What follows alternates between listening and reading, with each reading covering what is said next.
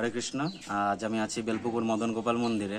আজ এই ভিডিওটি বানানোর কারণ, আপনারা অনেকেই জিজ্ঞাসা করছিলেন বেলপুকুর মদন গোপাল মন্দিরে কিভাবে আসবেন, আর এখানে আসলে কি প্রসাদের ব্যবস্থা আছে না আছে, তার কত প্রাইস, কিভাবে পাবেন বা কি করবেন, কি করলে পাবেন। তো সেটি এই ভিডিওটির মাধ্যমে আপনাদের এখন আমি বুঝিয়ে দেবো।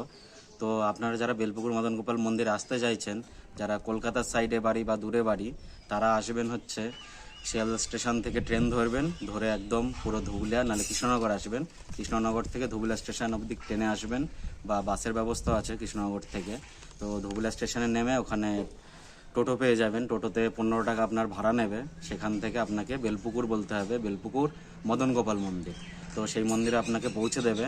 আর এখানে আসলে আগের দিন, অর্থাৎ আপনারা যারা দেখছেন ভিডিওটি, তারা আগের দিন জানিয়ে দেবেন যে আপনারা কতজনা আসছেন আর কতজনা প্রসাদ পাবেন এখানে, সেটি জানিয়ে দেবেন আমাদের কাছে। তাহলে আপনাদের সেই হিসাবে প্রসাদের আয়োজন করা হবে বেলপুকুর মদন গোপাল মন্দিরে।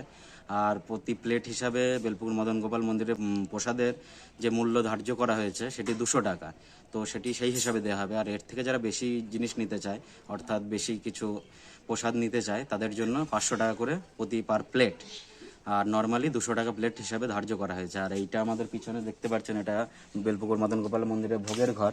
তো যারা আসছেন এইখানে দেখতে পারেন নাম্বার দেওয়া আছে, এইখানে একটি নাম্বার দেওয়া আছে, যে নাম্বারটা এই যে ছোট করে যেই নাম্বারটা দেওয়া আছে, এনার সাথে সরাসরি কন্ট্যাক্ট করতে পারেন আপনারা। এই নাম্বারটা দেখে রাখুন, শ্যামল মৈত্র বলে লেখা আছে, এনার সাথেও ফোন করে কন্ট্যাক্ট করতে পারেন।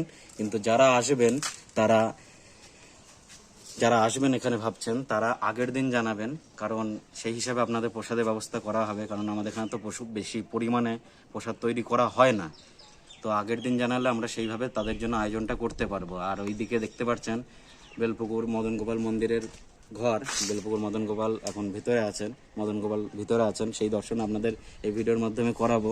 তো চলুন সেই গোপালকে দর্শন করে আসি। কেমন লাগছে গোপালকে, আজকে খুব সুন্দরভাবে গোপালকে আজকে সাজানো হয়েছে।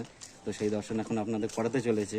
আর যারা আসবেন এখানে আগের দিন জানাবেন, আর তার সাথে আপনাদের প্রসাদের ব্যবস্থা এখানে করা হবে। আজকে ভোগ রান্না হচ্ছে বেলপুকুর মদন গোপালের ভোগের ঘরে। তো চলুন এখন দেখে আসি গোপালকে কেমন লাগছে।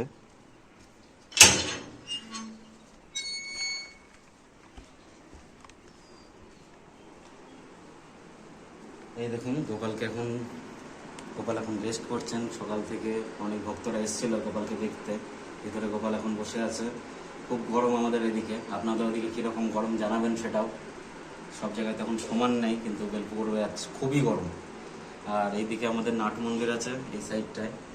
এখানে বেশি পরিমাণে ভক্ত আসলে তারা প্রসাদ এই নাট মন্দিরে বসেই পান, কারণ বাইরে এখন রোদ, যার জন্য বাইরে দেওয়া হচ্ছে না, ভিতরেই বসে দেওয়া হবে। আর ভোগের ঘর তো আপনারা এখনই দেখলেন, ভোগের ঘরটা, সেখানে গোপালের প্রতিদিনকার ভোগ তৈরি হয়। আর যারা ভাবছেন যে গোপালের জন্য কিছু নিয়ে আসবেন, বাড়ি থেকে হয়তো রান্না করে নিয়ে আসতে চাইছেন, তো এখন সেটি তো দেওয়া হয় না মন্দিরে। আপনারা যারা এসে প্রসাদ দিতে চান কিছু, সেটি শাক সবজি বা যেসবভাবে তেল নুন সব কিছু এসে আমাদের এখানে সকালে দিয়ে যাবেন গোপাল মন্দিরে ভোগের ঘরে। সেখান থেকে যে রাঁধুনি আছে, মানে যে গোপালের সেবা করে, রান্না করে, সেখানে আপনাদের জন্য রান্নার ব্যবস্থা করে দেবে। তো সেখান থেকেও আপনারা প্রসাদ পাবেন, কোনো সমস্যা নেই। আর বেলপুকুর মদন গোপাল মন্দিরে আপনারা আসুন আর মদন গোপালকে দর্শন করুন। হরে কৃষ্ণ।